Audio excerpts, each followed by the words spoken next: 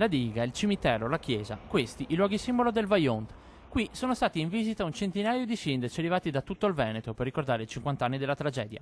L'iniziativa è di avviso pubblico, associazione di enti locali e regionali per la formazione civile contro le mafie.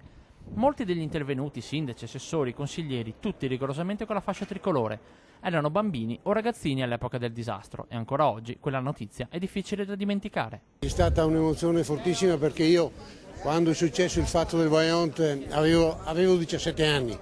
Ero a scuola e veramente abbiamo provato un'emozione fortissima. Io non ero mai più venuto a Longarone, ero passato in bicicletta ma non avevo mai avuto occasione di fermarmi. Io avevo 14 anni quando è successo, ero a scuola quando è arrivata la notizia e ricordo quale è stata la reazione di tutte e di tutti noi. Il Vajont, un dramma nazionale, ma anche una lezione agli amministratori, perché il territorio e i cittadini abbiano più valore del profitto.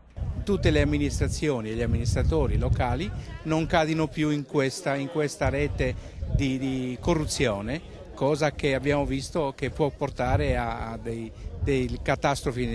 grandi catastrofi. Perché non si è attenti, non c'è la prudenza, c'è la voglia di sopraffare, c'è la voglia di essere a volte prepotenti oppure per desiderio di profitto si dimentica l'interesse di una collettività. Credo che ritornare su questa tragedia sia un monito, un insegnamento che non finirà mai.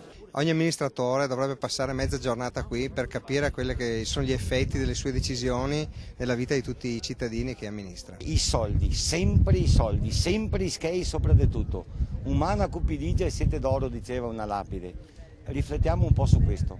Forse la persona vale più di ischei.